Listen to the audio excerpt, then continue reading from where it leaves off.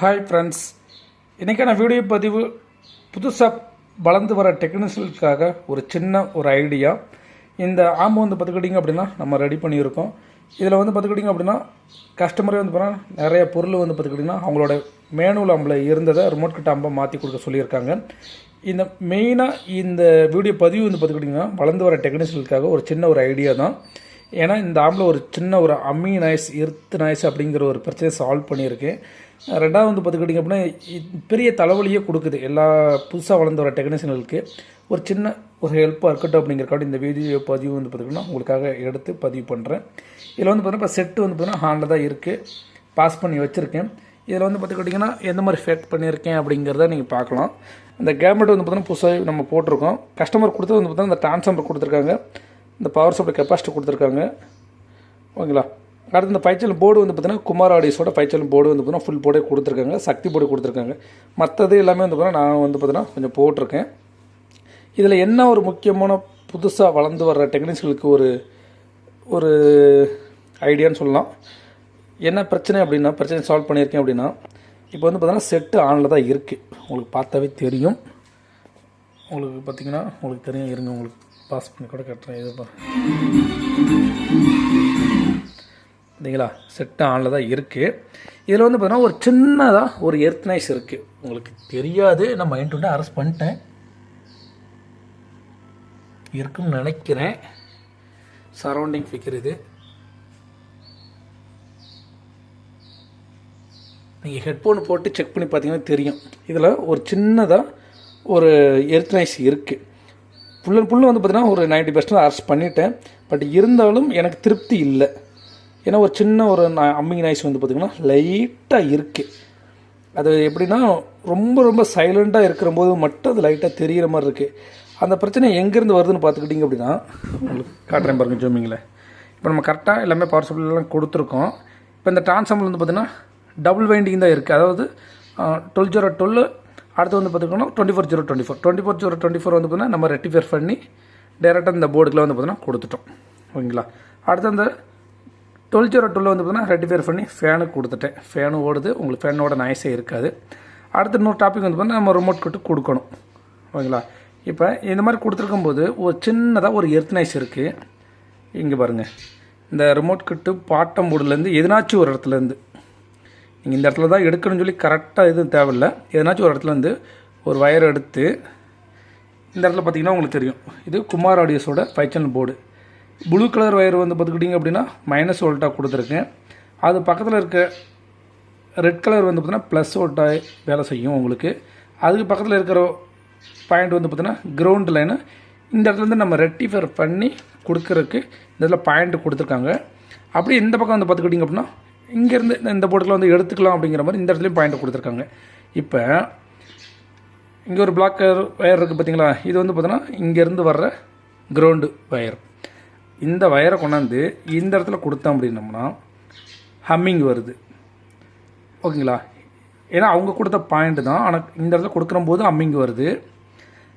இந்த இடத்துல டைரெக்டாக கொடுக்குறம்போது ஹம்மிங் வருது நம்ம இங்கேருந்து எடுக்கிறம்போது. அப்போ இந்த வயரை கொண்டாந்து இந்த கிரவுண்டு பாயிண்டில் ஒரு இடத்துல நான் சுரண்டி விட்டு இந்த இடத்துல வச்சிட்டேன். வச்ச வரப்போட அம்மிங் நின்றுச்சு. சின்னதாக ஒரு எர்த் நாய்ஸ் இருக்குது. ஹெட்ஃபோன் போட்டு செக் பண்ணி பாருங்கள், உங்களுக்கு கேட்கு நல்லாவே. ஏன்னா ரொம்ப அரெஸ்ட் பண்ணிட்டேன். பட் இன்னும் கொஞ்சம் எனக்கு திருப்தி இல்லை. அதனால் வந்து பார்த்துக்கிட்டிங்க அப்படின்னா இன்னும் கொஞ்சம் வேலை பார்த்துருவோமேன்னு சொல்லி பார்க்குறேன். இப்போ இந்த பாட்டம் போர்டுலேருந்து ஒரு வயர் எடுத்திருக்கேன் சால்டர் பண்ணி. இதை கொண்டாந்து பாருங்கள், செல்லு ஒரு கையில் தான் பிடிச்சது பண்ணுறேன், மாற்றி பண்ணால் ஸ்டார்ட் ஆகிரும். ஃபஸ்ட்டேன் நின்றுச்சுங்களா. இதே இது இப்போ எடுத்து விட்டால் அந்த மைண்ட்டான ஒரு எர்த் நாய்ஸ் புருங்கிற நாய்ஸு வருது. அதே இது ஒரு நிமிஷம் ஃபஸ்ட்டு அப்படின்னா வரல, 0வாக இருக்குது. ஓகேங்களா.